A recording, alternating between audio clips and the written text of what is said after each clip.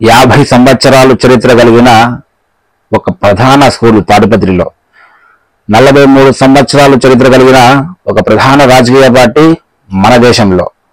ఈ రెండు కలిసి 5 మంది చిన్నపిల్లల భవిష్యత్తును ప్రశ్నార్థకంలో వేస్తున్నాయి. అసలు ఏం జరిగింది, తప్పేవరిది మాట్లాడదాం. 2025 మే 30 తేదీ నాకు ఒక మెసేజ్ వచ్చింది. ఆర్టీఈ యాక్ట్ కు సంబంధించిన జీవోలో మీ అబ్బాయి అరవింద స్కూల్లో 1st క్లాస్ నుంచి 10th క్లాస్ లేదా 9th క్లాస్ వరకు, లేదంటే 8th క్లాసే కానివ్వండి, అక్కడి వరకు మీ అబ్బాయి Aravinda century English medium primary స్కూల్లో చదవడానికి అర్హత సాధించినాడు. దానికి సంబంధించిన ఖర్చు మొత్తం ప్రభుత్వమే భరిస్తుందని ఒక మెసేజ్ వచ్చింది. సరే, ఆ మెసేజ్ నేను చెప్పేది కాదు, జీవోలు అదే క్లియర్ గా రాసింది.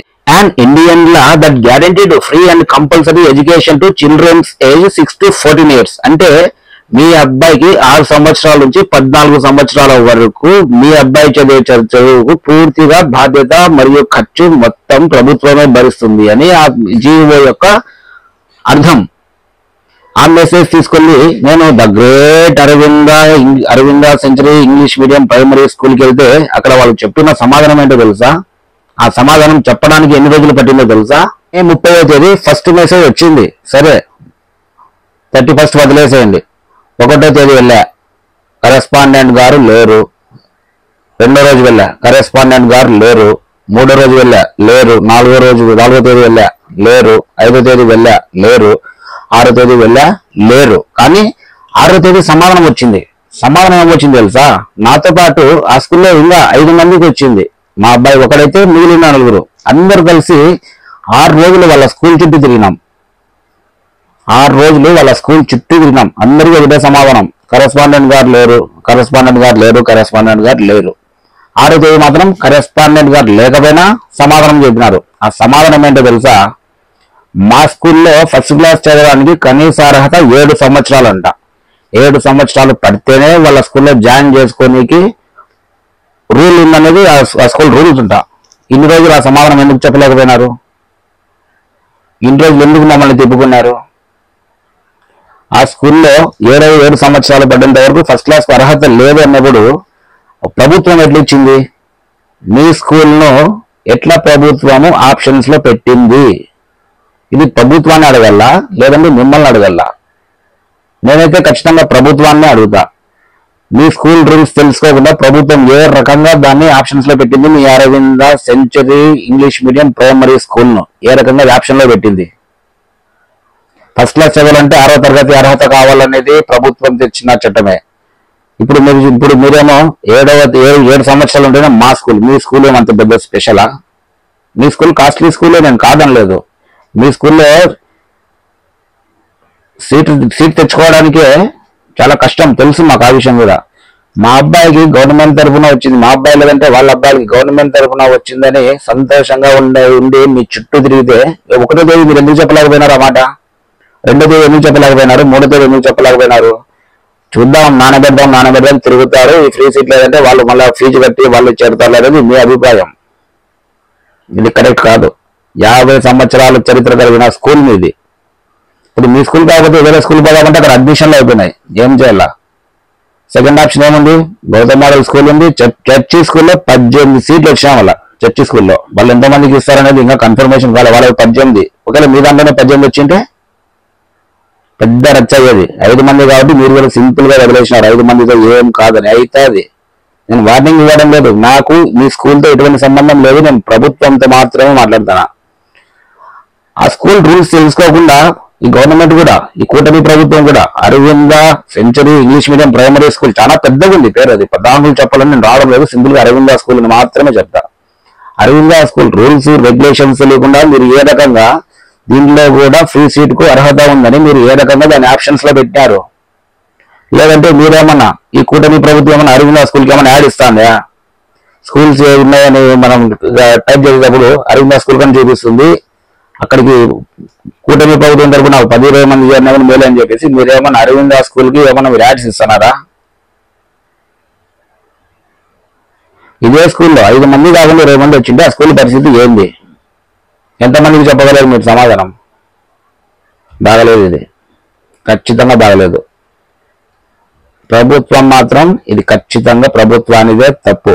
ఆ స్కూల్ రూల్స్ తెలుసుకోకుండా అయినా 6 సంవత్సరాలకు ఫస్ట్ క్లాస్ ఉంటే చాలని నెత్తినోరు కొట్టుకుని ప్రభుత్వాలు చట్టాలు చెప్తా అంటే మీ స్కూల్ ఏం సపరేట్ స్కూల్ ఏమది నాకు అర్థం కావట్లేదు. 7 years ఏంది? సరే మీ స్కూల్లో అందరికీ ఇప్పుడు 7 years ఉంటేనే ఫస్ట్ క్లాస్ లో జాయిన్ చేస్తున్నారా? లేదంటే నర్సరీ నుంచి చదివినప్పుడు వానికి 5 years ఉన్నా కూడా సరిపోతాయని కవర్ చేస్తున్నారా? Both are not same. ఏ ప్రశ్నకు సమాధానం లేదు మీ దగ్గర. మీరు ఒకటోటి ఏదో చెప్పింటే మేము వేరే స్కూల్ అడ్మిషన్స్ అని ఇచ్చుకునే వాళ్ళం. కరెస్పాండెంట్ లేరు, కరెస్పాండెంట్ గారు లేరు, కరెస్పాండెంట్ గారు లేరు. 6వ తేదీ కూడా కరెస్పాండెంట్ గారు లేరు. మీకు తెల్లా? మీ రూల్స్ మీకు తెల్లా? నాకేం మీ స్కూల్ మీద పగనా? అసలు ఈ అబ్బాయికి నేను నర్సరీలోనే మీ స్కూల్లో జాయిన్ చేద్దామని వచ్చినాను. మంచి పని చేసిన జాయిన్ చేయకుండా. ఇన్ని రూల్స్ ఇన్ని రెగ్యులేషన్స్ ఉంటే ప్రభుత్వం మాటను కాదని మీరు మా రూల్స్ ఇట్లుంటాయంటే పెట్టుకోండి మీరే, మాకేం సంబంధం లేదు. నేను మిమ్మల్ని ఏ రకంగా తప్పు పెట్టలేదు. నాకు మీ మీద ఎక్కడంటే ఫస్ట్ ఇరిటేషన్ వచ్చేది 7 సంవత్సరాలు పడితేనే ఫస్ట్ క్లాస్ అర్హత ఉంది అనే విషయం మీరు ఎందుకు 1వ తేదీ చెప్పలేదు? ఎందుకు 6 రోజులు మీ చుట్టూ తిప్పుకున్నారు? ఇదొక్కడే నాకు సమాధానం చెప్పండి. కూటమి ప్రభుత్వం కూడా ఇట్లాంటి స్కూల్స్ ని మీరు యూజ్ చేయాలని చూస్తే మీకు చెడ్డ పేరే. 5 మంది కాబట్టి సరిపోయింది. 20 మంది అంటే 200 మందికి చెప్పేటోళ్ళు. ఆ 200 మంది 2000 మందికి చెప్పేటోళ్ళు. తాటిపత్రి అంతా బాగా విషయం. ఎవరికి నష్టం? ప్రభుత్వానికే నష్టం. ఈ ప్రభుత్వమే కాదు, ఏ ప్రభుత్వమైనా సరే ప్రభుత్వాలకే నష్టం. మీరు ఇదొక పెద్ద స్కూల్ కదా అని చెప్పేసి మీరు తీసుకునే నిర్ణయాల వల్ల మీ ప్రభుత్వానికే నష్టం. మీ ప్రభుత్వం గురించే మాట్లాడతారు. వాళ్ళ స్కూల్లో రూల్స్ తెలుసుకోకుండా ఏ రకంగా మీరు ఆప్షన్స్ లో పెడతారండి అరవింద స్కూల్ని? ఏ రకంగా పెడతారు మీరు అరవింద స్కూల్లో రూల్స్ ని? మాట్లాడి కూడా వేస్ట్ అనిపిస్తుంది. అదే సరే నేను నా పిల్లల్ని ఎట్లా చదివించుకుంటా, నా తిప్పలేని పడతా. మరి పేదవారికి వచ్చింటే వాళ్ళ పరిస్థితి ఏంది? వాళ్ళ కడుపు ఎంత మునుగుతుందో తెలుసా మీకు? మీ ఫీజులు డబ్బడి కాదు. అరవింద అనేది ఒక మంచి స్కూలు, దాంట్లో అడ్మిషన్స్ చిక్కడమే కష్టం. మా వానికి ఫ్రీ సీట్ వచ్చింది అని చెప్పేసి ఒక పేదవారు, నా గురించి మాట్లాడడం లేదు, ఆ పేదవారికి అరవింద స్కూల్ మీద ఆశలు పడి ఉంటే ఆ పేదవారి కడుపు ఎంత భగ్గుమంటుంది ఈ ప్రభుత్వం మీద, స్కూల్ మీద కాదు. స్కూల్ అది కాకపోతే ఇంకా 10 ఉన్నాయి పెద్ద స్కూల్లే, మంచి చరిత్ర కలిగిన స్కూల్లే. ప్రభుత్వానికి ఎంత డ్యామేజ్ జరిగేది. ప్రభుత్వాలు దయచేసి మీరు ఏ జియో ఏ యాక్ట్ అన్నా కానీ, స్కూలే కాదు ఏదన్నా కానీ, మీరు దాని గురించి ఫస్ట్ ఎంక్వైరీ చేసి వాళ్ళ రూల్స్ తెలుసుకోండి. ఫస్ట్ రూల్స్ అంటే నాకు అర్థం కాలే. 6 సంవత్సరాలు పడితే ఫస్ట్ క్లాస్ లో చేరాలని చట్టాలు చెప్తా అంటే మా స్కూల్లో మాత్రం 7 years పడితేనే ఫస్ట్ క్లాస్ అర్హత ఉంది అంటే no comment. Absolutely no comment on this topic. Bye.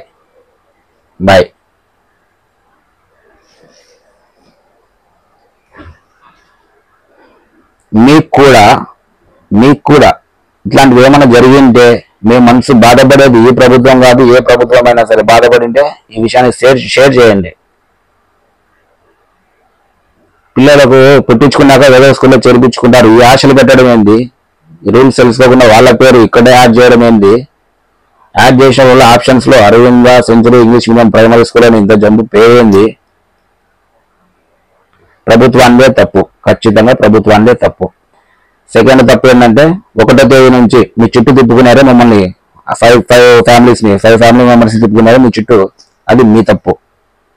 ఈ రెండిట్లో ఏ ఒక్కదానికైనా ప్రభుత్వం మీరైనా సమాధానం చెప్తారేమో చూడండి.